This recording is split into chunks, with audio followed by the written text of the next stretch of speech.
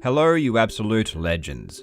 The Billy Mitchell vs. Twin Galaxies legal battle is the gift that just keeps on giving. And recently, things have taken an amazing turn. A few months ago, I released a video called The Dumbest Lawsuit in Video Game History, where I broke down the defamation lawsuit that Billy Mitchell had filed against Twin Galaxies for suggesting that his Donkey Kong World records were not achieved legitimately.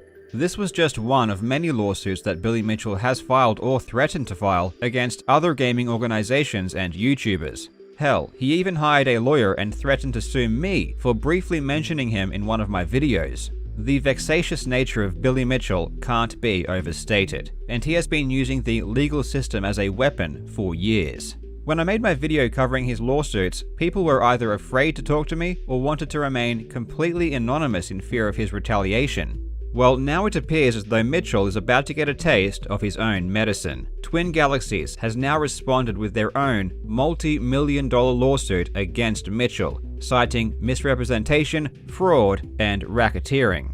Twin Galaxies has pulled absolutely no punches and are going after Mitchell's entire fake history. The allegations in this new lawsuit not only include illegal business practices, but also attacks every major claim Mitchell has made about his gaming accomplishments. Twin Galaxies allege that Mitchell was not the first person to do a perfect game of Pac-Man, that he did not receive the Video Game Player of the Century award from Namco, and that not only were his Donkey Kong scores fake, but he fraudulently used those fake achievements for personal financial gain. But that's not all. The lawsuit also alleges that Mitchell intentionally obscured legitimate gaming achievements from other players in order to increase his own profits. People that are very familiar with Billy Mitchell's past have been calling him a fraud and a cheat for over 20 years, but until now they were just allegations thrown around without any substantial action behind them. And honestly, what could they do? Until 2014, Billy Mitchell was the joint owner of Twin Galaxies. It was exactly this power that allowed his disgraceful practices to go on unabated. However, this is no longer the case, and the new owner of Twin Galaxies, Jace Hall, is cleaning house. In this video, we will quickly cover the most egregious accusations in this recent lawsuit. There is a lot of juicy material to cover, and I really hope you enjoy. Now before we go on, Christmas is just around the corner and today's sponsor Ridge has got you covered. Now we all know that Ridge make epic compact wallets, and if you haven't gotten one by now, what are you even doing with your life? But Ridge also offer a bunch of different products and they are all incredible quality. They stock backpacks, bags, phone cases, and my personal favorite, the Summit knife. Honestly, if someone gave me a knife for Christmas, that would be amazing. So go and check out their range and get someone something nice for Christmas. You can get 10% off plus free worldwide shipping by going to ridge.com/legend or clicking the link in the description. A very important thing I have to point out immediately is that in this new lawsuit, Mitchell isn't the only defendant. Twin Galaxies is also suing Walter Day, who was also the past owner of Twin Galaxies, along with Mitchell. I've briefly touched on Walter Day in my previous video, The Longest Con in Video Game History, but as of yet, I haven't really underscored how pivotal Day was in Twin Galaxies' corruption. According to the new Twin Galaxies, Walter Day had full knowledge of and was even complicit in creating and promoting Billy Mitchell's fake scores. Now, you can't just sue someone for faking video game scores, so we need to understand why this new lawsuit was filed specifically. Jace Hall is in a unique position to put forward this action as he purchased Twin Galaxies from Billy Mitchell and Walter Day in 2014. Given that the value of Twin Galaxies is directly impacted by the revelations of past fraud, this means that he alone has cause to seek damages from Mitchell and Day. Not only that, but the lawsuit also makes allegations of illegal activity based on those past fraudulent claims. In a nutshell, the lawsuit asserts that Mitchell and Day used their power in Twin Galaxies to accept and promote video game scores that they knew were fake. They promoted those fake scores in order to personally profit, in the form of appearance fees, business partnerships, etc. They also promoted these knowingly fake scores in order to inflate the perceived value of Twin Galaxies so that they could sell it for a huge profit to prospective buyers. The latest of such buyers being Jace Hall, who as far as he was concerned was buying a legitimate high-score database. In fact, included in the purchase agreement was a stipulation that the score database did not contain untrue and misleading statements of fact. The actions of Mitchell and Day essentially amount to fraud. Twin Galaxies also alleges that Mitchell and Day used company funds for their own personal use and to pay off personal debts, which is a big no-no. So that's the context that gives cause for the lawsuit to begin with. Now let's look at the specific claims about Mitchell's gaming career. The lawsuit begins with the resurrection of Twin Galaxies in 1997. It states, beginning in 1997, Walter Day and Billy Mitchell conspired and agreed to commit fraud to restore old Twin Galaxies to prominence and increase the value of the business assets for potential future suitors. Plaintiff alleges that Walter Day and Billy Mitchell conspired to manufacture a persona for Billy Mitchell as the greatest video game player of all time.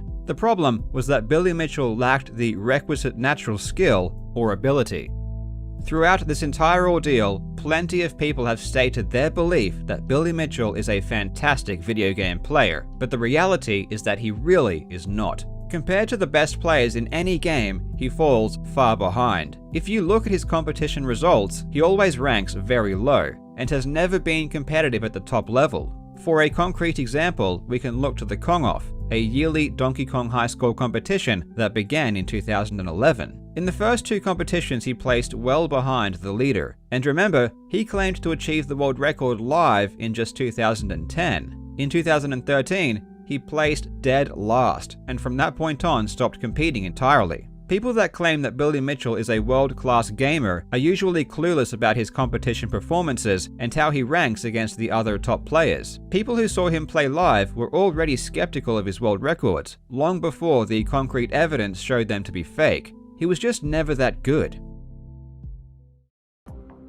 We've all heard the claim that Billy Mitchell was the first person to attain a perfect score in Pac-Man. However, this is almost certainly not true. Over the years, a slew of evidence has been found suggesting otherwise, and many other Pac-Man players acknowledge other people as getting a perfect score first. The lawsuit states, to fabricate the lore of Billy Mitchell as a great video game player, Walter Day purged other people's scores in the Twin Galaxies score database when it was republished in 1997. Scores of Billy Mitchell that were not world records previously suddenly became world records. For example, Billy Mitchell was installed as the world record holder for the Donkey Kong Jr. video game, when in fact another player's score was removed by Walter Day upon republication. Similarly, Walter Day and Billy Mitchell rejected claims from other players, Bill Bastable being one, that they had achieved a perfect score on the Pac-Man video game, but accepted the claim of Billy Mitchell to recognize him as the first player to achieve such a perfect score.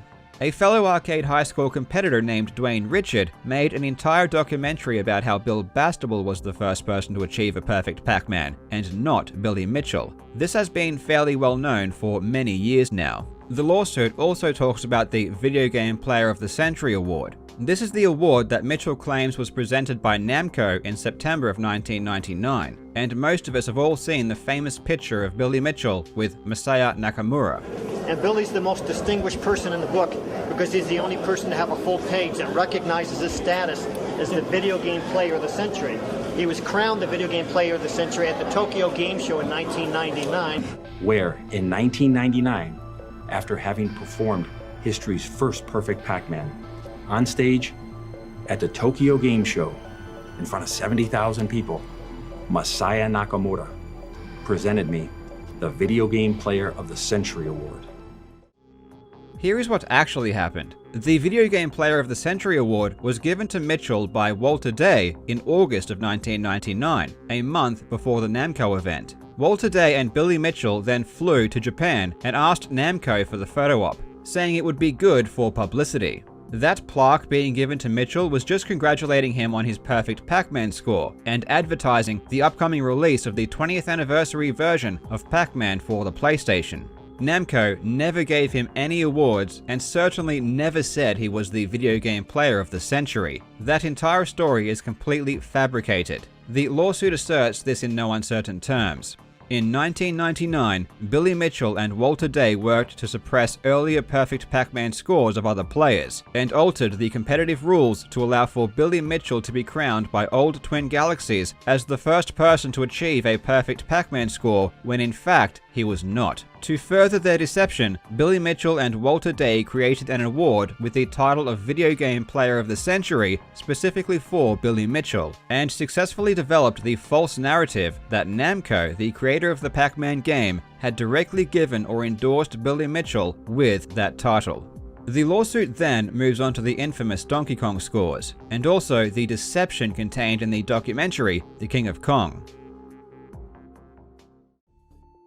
Now, I've said before that The King of Kong is an awesome documentary, and it still is, if you completely disregard the fact that it lies about the world record progression of the game. The King of Kong is framed around the competition between Billy Mitchell and Steve Wiebe, and the movie claims that Mitchell had held the record since 1982, but this is not the case. The reality is that Mitchell's score was beaten in 2000 by Tim Serby, with a score of 879,000. This would remain the record until 2002, when it was toppled by Steve Wiebe.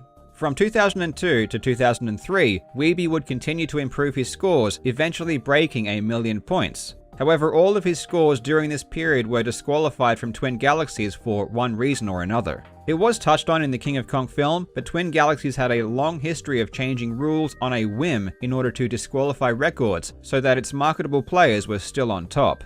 Again, the lies spread in the King of Kong were purely to inflate the value of Twin Galaxies and to allow Mitchell to personally profit.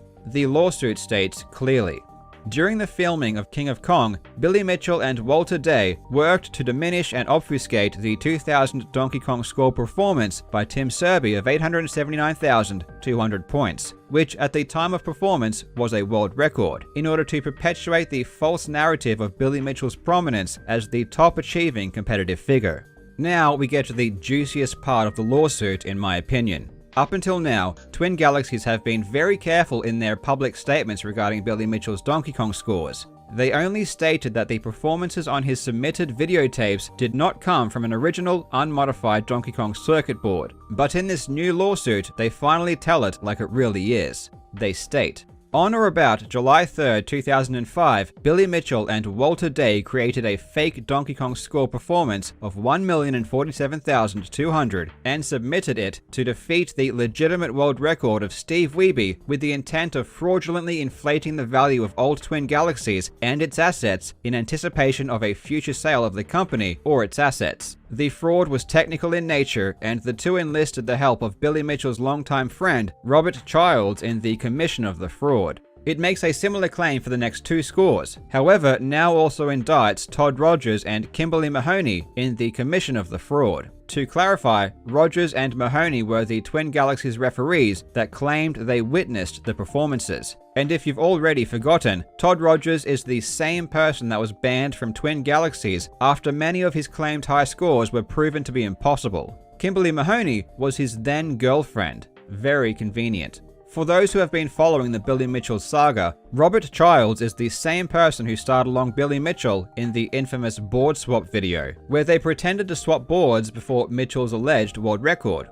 It is so important to remember that Mitchell has never been acting alone in these scams, and it's good to see his associates also being called out for their contributions. Now, those are all the claims related to Mitchell's video game scores, and if true, would expose Mitchell as one of the biggest frauds in gaming history. Bigger than he already is anyway. The lawsuit then goes on at length about how Mitchell and Day profited from this fraud and outlines their illegal business activities. However, as this is a gaming channel, those accusations probably won't interest many of you. There are some extremely damning claims contained within though, including Mitchell's and Day's association with known pedophiles. Oh, and I almost forgot, Twin Galaxies is demanding $3,333,360 for general damages and $3,160,200 in special damages, plus more. Billy Mitchell has caused a lot of damage and pain over the years to many people, and at last, his deceit is finally being exposed.